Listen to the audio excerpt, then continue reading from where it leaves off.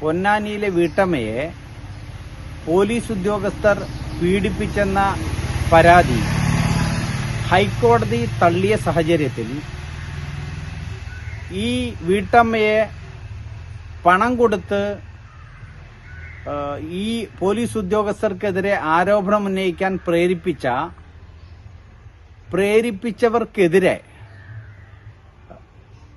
നടപടി സ്വീകരിക്കാൻ സർക്കാർ തയ്യാറാകണം. പൊന്നാനിയിലെ വീട്ടമ്മയെ എസ്.പിയും ഡിവൈഎസ്പിയും സിഐയും അടങ്ങുന്ന പോലീസ് ഉദ്യോഗസ്ഥർ പീഡിപ്പിച്ചെന്ന വീട്ടമ്മയുടെ പീഡന പരാതി ഹൈക്കോടതി തള്ളിയ സാഹചര്യത്തിൽ വ്യാജാരോപണം ഉന്നയിക്കാൻ പ്രേരിപ്പിച്ചവർക്കെതിരെയും ഗൂഢാലോചന നടത്തിയവർക്കെതിരെയും കേസെടുത്ത് അറസ്റ്റ് ചെയ്യണമെന്ന് ബി.ജെ.പി. സംസ്ഥാന എക്സിക്യൂട്ടീവ് മെമ്പർ കെ സുരേന്ദ്രൻ ആവശ്യപ്പെട്ടു. ഇതിന്റെ പിറകിൽ വൻ ഗൂഢാലോചന നടന്നിട്ടുണ്ട്. ആ ഗൂഢാലോചകരെ കണ്ടെത്താനും ഇത്തരം നടപടികൾ ആവർത്തിക്കാതിരിക്കാനും, കാരണം ഇത് പോലീസ് സേനയെ മൊത്തം നിർവീര്യമാക്കുന്ന ഒരു നിലപാടാണ് സ്വീകരിച്ചത്.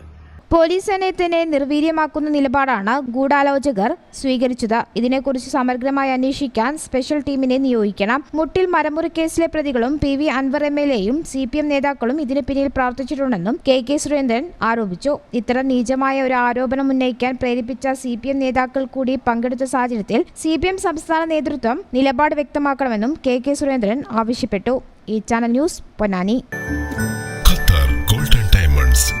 Calicut road, Valanchery main road, Tanalur.